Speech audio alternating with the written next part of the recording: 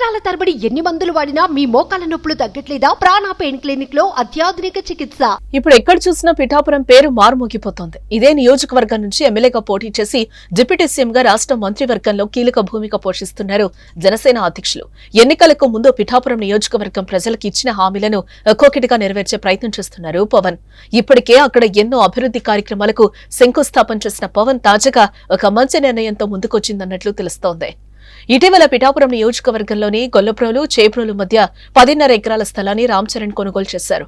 ఈ స్థలంలో ఒక భారీ మల్టీ స్పెషాలిటీ ఆసుపత్రి కట్టడానికి రామ్ చరణ్ ఉపాసన ప్రణాళికలు రచిస్తున్నారని సమాచారం. ఆసుపత్రి నిర్మాణంతో పాటు మిగిలిన ప్లేసెస్ లో ఉద్యానవనం ఏర్పాటు చేయాలని రామ్ చరణ్ ఉపాసన దంపతులు భావిస్తున్నారట. త్వరలోనే దీనికి శంకుస్థాపన చేసి పనులను ప్రారంభించనున్నారట. ఇటీవల మెగాస్టార్ చిరంజీవి అభిమాన సంఘం అధ్యక్షుడు రమణం స్వామినాయుడు ఈ విషయం గురించి చెప్పుకొచ్చారు. పిఠాపురంలో గ్లోబల్ స్టార్ రామ్ చరణ్ 10 ఎకరాల ల్యాండ్ కొన్నారని వెల్లడించారు. ఆ ప్లేస్ ను ఉపాసనకు అప్పగించారని ఆయన తెలిపారు. ఈ 10 ఎకరాల్లో అపోలో మల్టీ స్పెషాలిటీ ఆసుపత్రి కట్టించనున్నారని అన్నారు. త్వరలోనే శంకుస్థాపన ప్రారంభించనున్నారని చెప్పారు. ప్రస్తుతం ఈ వార్త హాట్ టాపిక్ గా మారిందని చెప్పుకోవచ్చు.